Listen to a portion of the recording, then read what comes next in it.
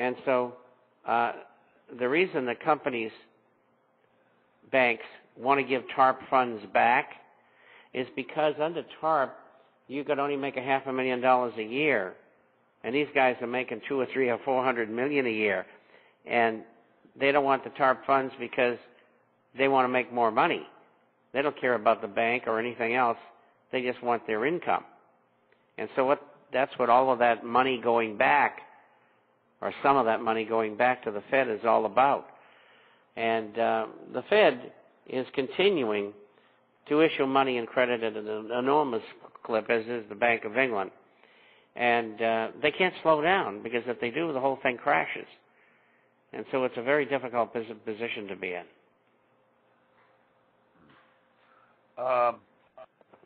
I have an IM here asking, please ask Mr. Chapman, what are the chances of the banks being shut down in August or September of this year? I've been hearing that scuttlebutt in voices and blogs for the last week or 10 days. I didn't ask you that question last week because I didn't have any more than just one person looking at it. But now the girls in Southern California and Lisa in Seattle are asking the question, as well as a few people in around the country. So, Mr. Chapman, I'm presenting that to you. What is your feelings about a bank holiday in the very near future? Well, you saw our last issue, and I let out by saying in the next 2 to 4 months we could have some real problems. And I think that problem will be a falling dollar. On the USDX, which is an index of 6 currencies versus the dollar hit a high of 89.5, and it's now trading around 78. And that means it went down in value about 12 to 13% versus those other currencies. The support on the dollar is 71.18. I think over the next few months it's going to get down to that level. And the last time it got to that level, what happened was that people in other countries, in countries themselves, were refusing to accept the dollar. And I think that will happen again, and that's going to be, I think, the crisis. I don't see a bank holiday as such at this time. I could be wrong, but that is very realistic proposal to happen, and I think it's going to happen.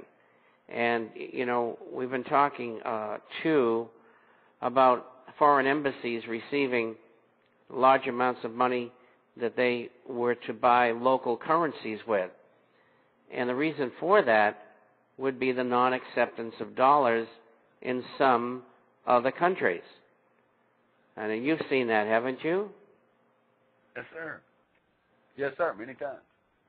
And so I think that's where this thing is headed. I think eventually you will see bank holidays, but I don't think we're there yet. And those of us subscribers will know, because I'll tell you when I think we're close. That was the next question.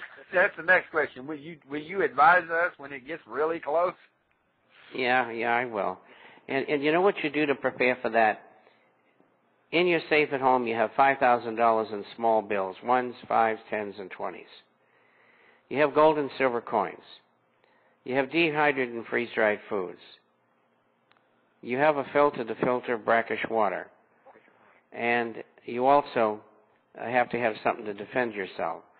And with this audience, I don't have to go into any detail. You should not have a lot of money in bank accounts. You should take extra money. Extra being, you should only have enough money in a bank account for a maximum of 6 months of operating expenses for either a business or your household. And the rest of it should be in gold and silver related assets. You should have no CDs, no cash and value insurance policies, no annuities, no stocks in the stock market except gold and silver stocks, and no bonds. Because this market, all of them are going down. And the only safe place to be is in gold and silver. One quick question here. You you made the comment about the dollar going down.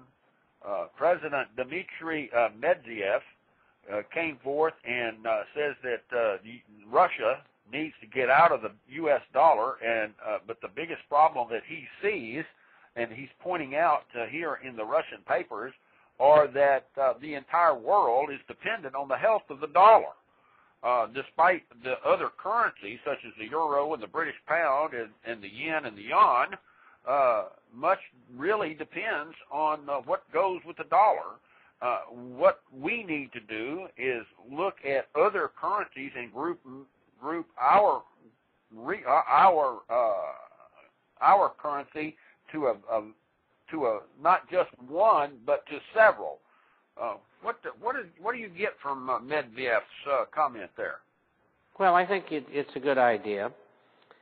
We just don't want a one world currency.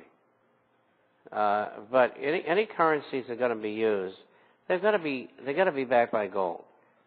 I mean, if you take the ruble and the yuan and the U.S. dollar and the euro, the Swiss franc, the Canadian dollar, the Swedish krona, Norwegian krona, maybe 10 currencies. None of them have any gold backing except the euro. You've got to have gold backing, or they're going to continue to just print paper. It's not a solution. Now, 64.5% of all of the foreign exchange held by other countries is in dollars. I think the dollar is going from where it's at on the USDX around 78 or 79. It's going down to 40, and maybe lower. That's about a 50% drop from here. Now, that means all of those countries that are holding dollars, they're going to lose half their money. And eventually what I think is going to happen, there will be a worldwide devaluation and default. Every currency will be devalued, and everybody will default on all their debt, and that's what I think is coming. And the only real money is gold and silver, and don't forget that. So if all those currencies do that, the only thing that's going to be left is gold and silver, the only thing of real intrinsic value. And that's what I'm trying to hammer home to you people and have the last 4 years on here. And look, I know history.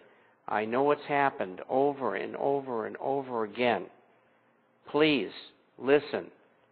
Do the things I tell you to do. I don't get paid to do this. I'm doing 35 shows a week.